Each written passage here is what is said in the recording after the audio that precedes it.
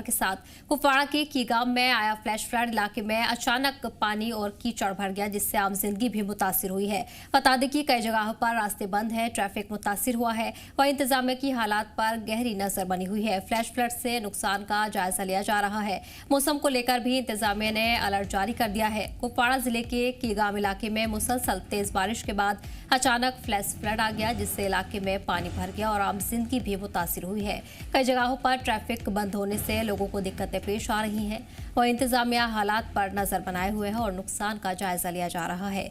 इस बीच लोगों को एहतियात बरतने और मौसम की सूरत हाल को देखते हुए अलर्ट रहने की हिदायत दी गई है। पूरे इलाके में लगातार इंतजामिया हालात पर नजर बनाए हुए है। इंतजामिया की तरफ से एडवाइजरी भी जारी कर दी गई है। महकमा मौसमियात की तरफ से भी अलर्ट जारी किया गया है। इस दौरान तमाम नुकसान का जायजा लिया जा रहा है। मौसम को लेकर इंतजामिया ने अलर्ट जारी कर दिया है। कुपवाड़ा जिले से तस्वीरें सामने आई है, जहां कीगाम इलाके में मुसलसल तेज बारिश हुई है, जिसके बाद अचानक फ्लैश फ्लड आया। इस दौरान आम जिंदगी भी मुतासिर हो रही है। मकामी लोगों को खासा दिक्कतें पेश आ रही हैं।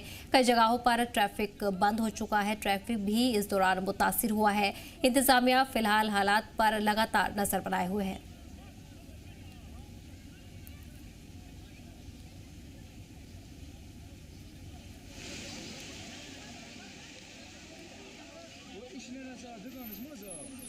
आपको बता दें कि फ्लैश फ्लड से नुकसान का जायजा लिया जा रहा है। कुलगाम के कीगाम में ये फ्लैश फ्लड आया है, जिसे लेकर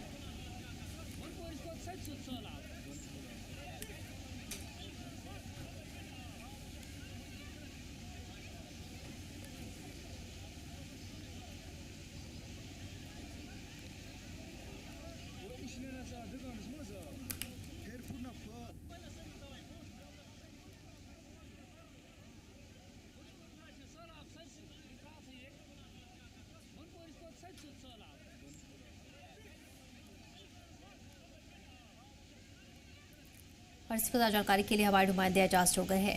एजाज, इलाके में फ्लैश फ्लड को लेकर मकामी लोगों में भारी परेशानी देखने को मिल रही है। फिलहाल क्या कुछ जरूरी हिदायतें जारी की गई हैं इंतजामिया की तरफ से?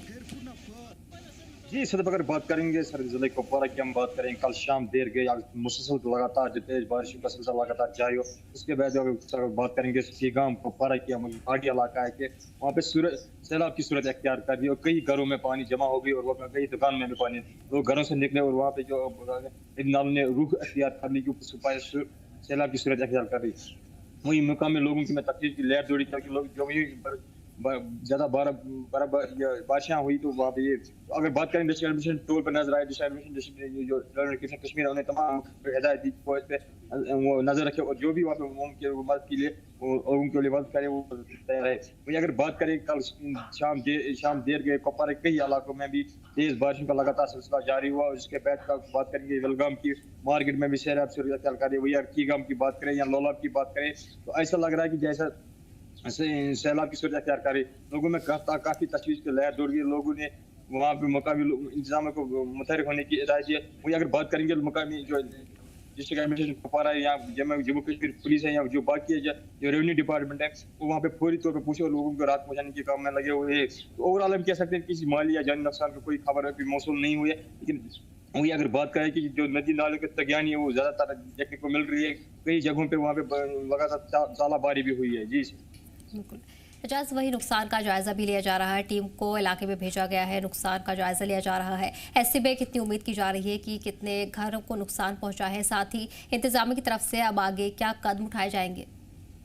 जी सर, अगर बात करेंगे ओवरऑल हम बात करें पूरे वादी कश्मीर के साथ साथ नॉर्थ कश्मीर की हम बात करें, कुपवाड़ा की हम बात करें तो कल शाम देर गए कीगाम की हम बात करें, लोलाब की बात करें, बेलगाम की, रामाल की या राजौर की, बहुत सारे इलाके से खबरें मौसूल हुई कि जहाँ पे सैलाब की सूरत अख्तियार करी, जो नदी नालों के उनका बहाव जो ज्यादा बढ़ गया और तगियान यहाँ पे तो लोगों को कई घरों में लोगों के पानी के घुसे और कई दुकानों को भी नुकसान पहुंचा है। तो अगर बात करेंगे डिस्ट्रिक्ट एडमिनिस्ट्रेशन ने आज टाइम वहाँ पे मगर कि एक तो टाइम वो इलाके का दौरा करे जहाँ पे वो सैलाब की सूरत अख्तियार करे और वो दूसरी टाइम वहाँ भी दौरा करें जहाँ पे लगातार आज कई दिनों से तालाबारी का सिलसिला लगातार शुरू है। जब भी यहाँ पे दोपहर के बाद यहाँ पे कुपवाड़ा कई इलाकों में तालाबारी देखने को मिल रही है। हर रोज किसी न किसी इलाके के खबरें मौसूल हो रही है कि यहाँ पे तालाबारी हुई। तो अगर बात करेंगे कि जो इस वक्त हार्टिकल्चर जो हार्टिकल्चर से वाबस्ता लोग हैं, किसान लोग हैं, उनको काफी तशवीश में लोग, क्योंकि जो इसके जो सीजन है वो मेवा बागात की, इनकी रीढ़ की हड्डी मान जाते हैं नॉर्थ कश्मीर में 80% लोग इसी से वाबस्ता है। तो कहीं न कहीं लोगों की मांग भी रही है कि जो इन्होंने जम्मू कश्मीर बैंक से कैसे से लोन को माफ किया जाए, क्योंकि जो उन्होंने लोन लिया था वो उसी पे लिया था कि जो हॉर्टिकल्चर से जो है जो सेब के वो ये बिजनेस में या सेब की फरोख्त करे ताकि वो लोन को चुका सके। लेकिन अगर बात करेंगे जो अब वो सेब यहाँ पे जो वो काफी नुकसान पहुंचा, वो अगर बात करें हॉर्टिकल्चर या एग्रीकल्चर के टीम लगातार कई दिनों से इलाकों का दौरा करे और वहाँ पे उन जगहों को निशानदी करे या उन जगहों को निशानदी कर रही है जहाँ पे जैसे ये तालाबारी हुई और वहाँ पे नुकसान के जायजा लेने तो उम्मीद करते हैं कि जो लोगों का नुकसान उसको भरपाई की जाती है। वही अगर बात करें डिस्ट्रिक्ट एडमिनिस्ट्रेशन तो हिदायत दी तमाम अफसर हार्टिकल्चर की बात करें, एग्रीकल्चर की बात करें या फ्लड इरिगेशन की बात करें, उन लोगों का मुआयना करे जहाँ पे जिस सैराब की सूरत अख्तियार करे या तालाबारी से जो नुकसान हुआ वहाँ पे इनको रिपोर्ट कर जो रिपोर्ट डीसी ऑफिस में सबमिट करनी पड़ेगी और उसके बाद वहाँ पे जो रीजनल कमिश्नर या बाकी जो रिलीफ कमीशन उसको सके ताकि लोगों को राहत मिलेगी। तो ओवरऑल हम कह सकते हैं डिस्ट्रिक्ट एडमिनिस्ट्रेशन हम बात करेंगे जो ऐसा खुद जिसकी निगरानी डिप्टी कमिश्नर कुपवारा कर रही है कि उन्होंने कई टीमों को आंख में मुतहरिक किए, चाहे हम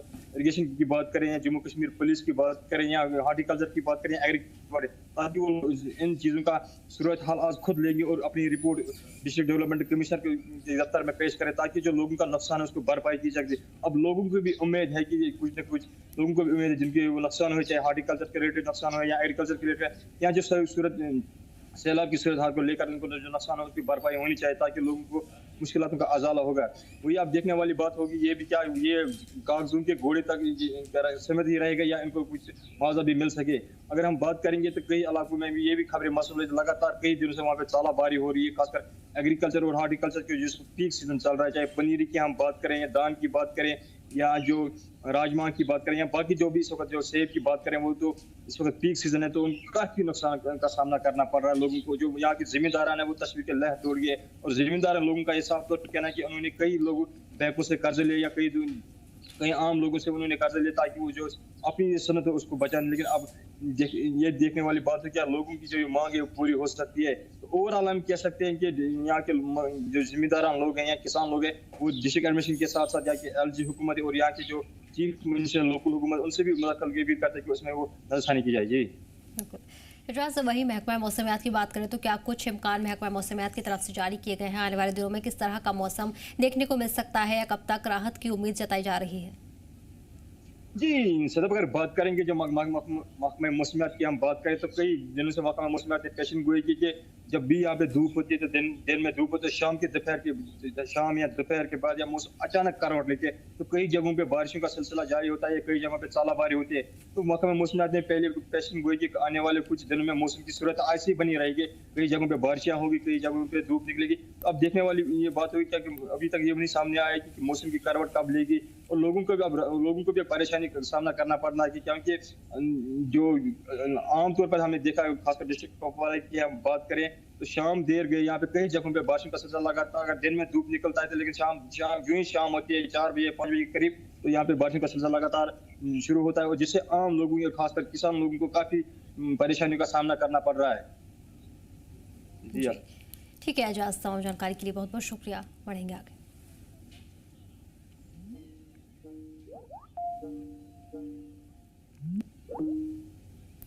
गुरेज सेक्टर के तुलैल इलाके के किलशाई गांव में कल शाम बादल फटने के बाद अचानक आए सैलाब ने कई मकानों में पानी दाखिल हो गया, जिससे बड़े पैमाने पर माली नुकसान हुआ है। बताया जा रहा है कि शाम के वक्त गुरेज वादी में तेज बारिश हुई, जिसके बाद किलशाई गांव में क्लाउड बस्ट हुआ और फ्लैश फ्लड की सूरत हाल पैदा हो गई। राहत की बात यह रही कि किसी जानी नुकसान की कोई इत्तला नहीं मिली है। जिला इंतजामिया ने हालात का जायजा लेने और मुतासरीन की मदद के लिए टीम मौके पर रवाना कर दी है। अफसरान के मुताबिक सूरत हाल पर कड़ी नजर रखी जा रही है। उधर इंतजामिया ने नदी नालों और सैलाब से मुतासिर हो सकने वाले इलाकों में रहने वाले लोगों को चौकन्ना रहने की हिदायत जारी की है।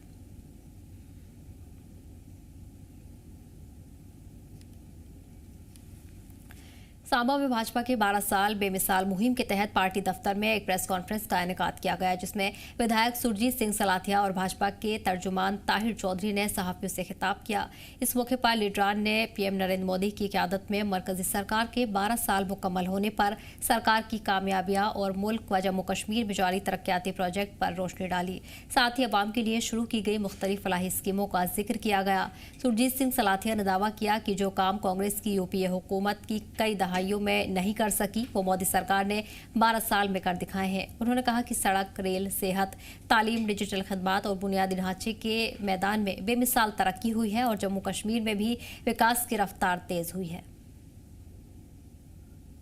हमने पत्रिका के जरिए से भी लोगों को सूचित किया और आज उसी की कड़ी में आज 12 साल मोदी साहब के जो उन्होंने काम किया है, सबसे हम उनको पहले बधाई देते हैं कि सबसे लंबा कार्यकाल जो है देश के प्रधानमंत्री नरेंद्र भाई मोदी के नाम हुआ है, क्योंकि आज तक जितने भी प्राइम मिनिस्टर रहे वो उनका सबका रिकॉर्ड जो है हमारे देश के प्रधानमंत्री ने तोड़ा है।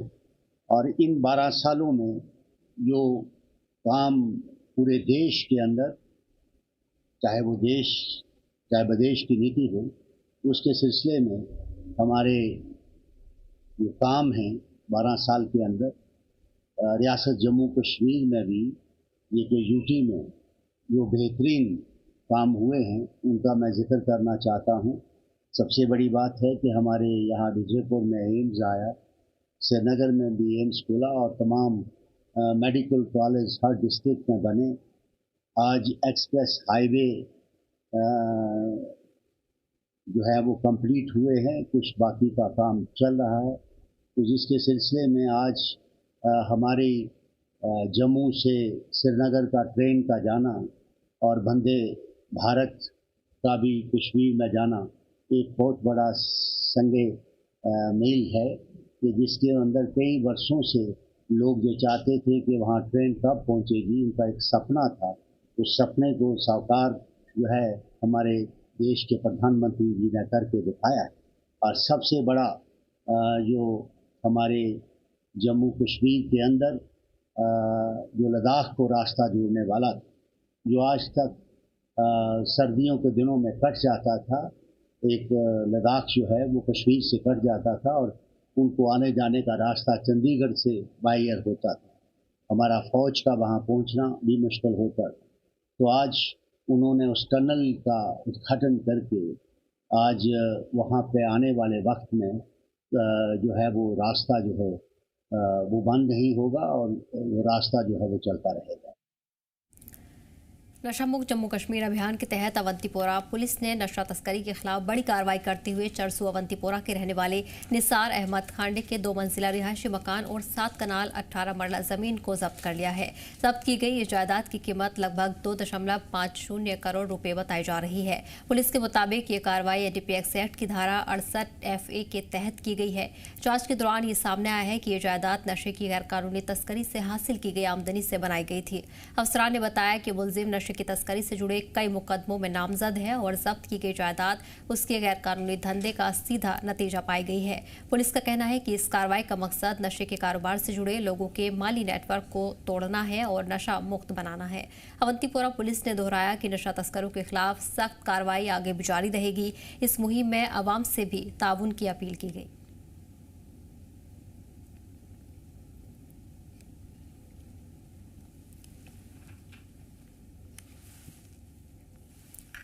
इस बीच आपको बता दें कि नशा तस्करी को लेकर लगातार कार्रवाई देखने को मिल रही है। पुलिस की तरफ से बड़ी कार्रवाई की जा रही है। नशा कारोबारी की करोड़ों की जायदाद सील की गई है।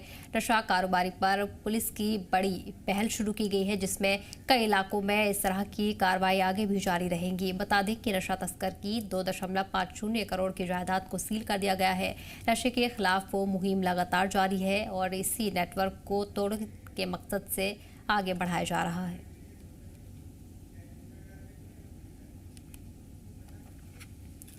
इस बार पद्मश्री अवार्ड की फहरिस्त में एक ऐसी शख्सियत का नाम शामिल है जिन्होंने वेटरनरी मेडिसिन के शोबे में बेमिसाल ताउन दिया है। डॉक्टर पुण्यमूर्ति नटेसन ने केमिकल वाली दवाओं की जगह रिवायती जड़ी बूटियों का इस्तेमाल किया। उनकी इस खिदमत के लिए उन्हें मुल्क ने पद्मश्री अवार्ड से नवाजा। डॉक्टर पुण्यमूर्ति नटेसन, जिन्होंने वेटरनरी इलाज के शोबे में कई तरह की तहकीक की, लेकिन सबसे ज्यादा अहम है जानवरों की बीमारी के लिए हर्बल दवाओं का विकास। उनके शानदार कंट्रीब्यूशन के लिए भारत के चौथे हाईएस्ट सिविलियन ऑनर पद्मश्री से नवाजा गया है। डॉक्टर पुण्यमूर्ति नटेसन एक रिनॉन वेटरनरी फार्माकोलॉजिस्ट, एजुकेशनिस्ट और ट्रांसलेशनल साइंटिस्ट हैं। उनके रिसर्च स्टडीज की वजह से सिंथेटिक केमिकल्स का इस्तेमाल किए बिना जानवरों की बीमारियों का इलाज मुमकिन हुआ। नटेसन ने एथनो वेटरनरी प्रैक्टिसेस में पीजी डिप्लोमा प्रोग्राम की शुरुआत की, जिन्हें तनुवस और FRLHT TDU बंगलुरु के सबसे स्पेशलाइज्ड सिलेबस माना जाता है। भारत की सदरी जमहूरिया द्रौपदी मुर्मू 23 जून 2026 को राष्ट्रपति भवन में मुनक्किद होने वाले प्रोग्राम में डॉक्टर पुण्यमूर्ति नटेसन को साल 2026 के लिए पद्मश्री अवार्ड से नवाजेंगी। ब्यूरो। और इस बीच बड़ी खबर आपको बता दें, दिल्ली में बड़े टेरर नेटवर्क का खुलासा हुआ है। पाक हामी दहशतगर्दाना नेटवर्क का भंडाफोड़ किया गया है।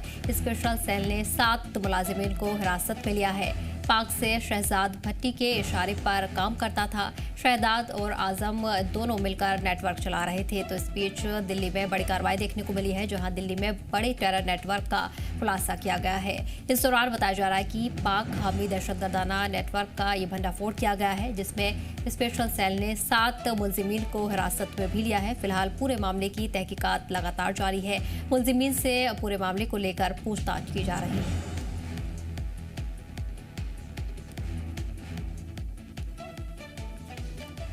और वहीं यूपी में जबरदस्त गर्मी का असर देखने को मिल रहा है। 24 जून तक स्कूलों की छुट्टियां बढ़ा दी गई हैं। 25 जून से सभी स्कूल खोले जाएंगे। 22 जून से ड्यूटी पर लौटेंगे टीचर्स। हीट वेव को लेकर योगी सरकार का बड़ा फैसला सामने आया है। बता दें कि यूपी में हीट वेव का कहर लगातार जारी है और इसी के मद्देनजर ये बड़ा फैसला लिया गया है। यूपी में जबरदस्त गर्मी का असर देखने को मिल रहा है। आपको बता दें कि 24 जून तक स्कूलों की छुट्टियां बढ़ा दी गई हैं।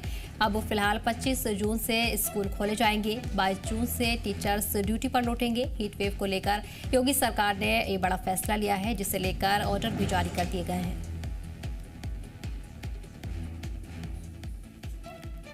इस बीच एक और बड़ी खबर आपको बता दें, यूपी के सभी मदरसों के लिए नया ऑर्डर जारी कर दिया गया है। बता दें कि अब बायोमेट्रिक सिस्टम से हाजिरी लगेगी।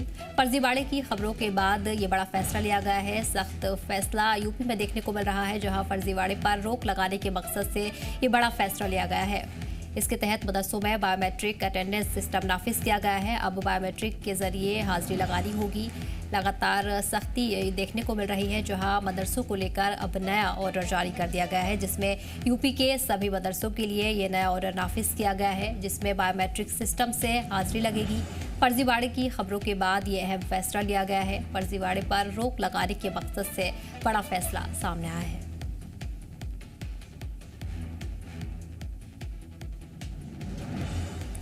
और वहीं सीएम योगी आदित्यनाथ की नीट उम्मीदवारों को बड़ी राहत सामने आई है। नीट उम्मीदवारों को बस किराए में छूट दी गई है। बता दें कि यूपी रोडवेज की सभी बसों में नीट उम्मीदवारों को छूट मिलेगी। एडमिट कार्ड दिखाने पर किराए में 50% की छूट दी गई है। 21 जून को उत्तर प्रदेश के 59 जिलों में एग्जाम होंगे, जिसे लेकर ये बड़ा ऐलान किया गया है। किराए में छूट दी गई है। नीट उम्मीदवारों को बस किराए में छूट मिलेगी। यूपी रोडवेज की सभी बसों में ये छूट दी जा रही है। एडमिट कार्ड दिखाने पर 50% की किराए में छूट दी जाएगी। 21 जून को उत्तर प्रदेश के 59 जिलों में एग्जाम होंगे। इस बीच ये खबर आपको बता रहे हैं, जिसमें सीएम योगी की तरफ से नीट उम्मीदवारों को बड़ी राहत दी गई है। नीट उम्मीदवारों को बस किराए में छूट मिलेगी। यूपी रोडवेज की सभी बसों में ये छूट दी जा रही है। एडमिट कार्ड दिखाना होगा। एडमिट कार्ड दिखाने पर 50% की छूट दी जाएगी। बता दें कि 21 जून को उत्तर प्रदेश के 59 जिलों में एग्जाम कराए जा रहे हैं।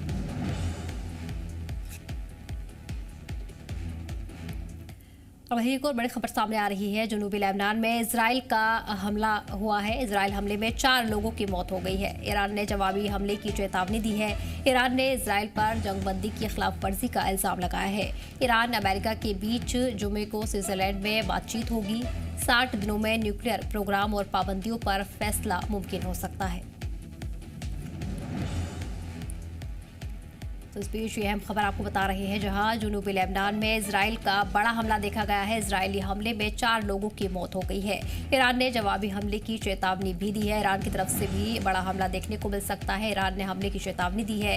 ईरान ने इजराइल पर जंगबंदी की खिलाफ वर्जी का भी इल्जाम लगाया है। आपको बता दें कि ईरान अमेरिका के बीच जुमे को स्विट्जरलैंड में बातचीत होगी। 60 दिनों में न्यूक्लियर प्रोग्राम और पाबंदियों पर फैसला मुमकिन हो सकता है।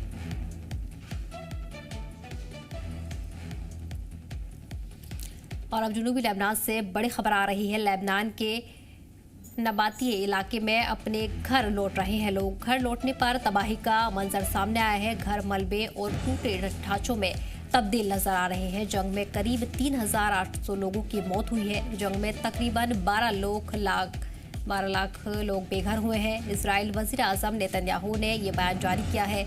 इजराइल जनूबी लेबनान में फौजी मौजूदगी बनाए रखेगा। ये नेतन्याहू की तरफ से बड़ा बयान जारी कर दिया गया है कि इजराइल जनूबी लेबनान में फौजी मौजूदगी बनाए रखेगा।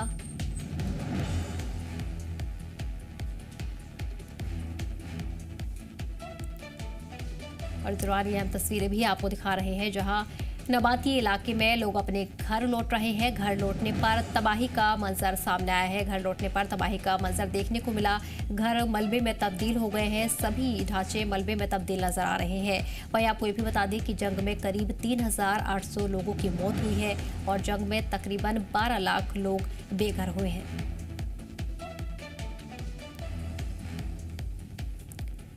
फिलहाल इस बुलेटिन में इतना ही। हमें दीजिए इजाजत। देखते रहिए जम्मू कश्मीर लद्दाख।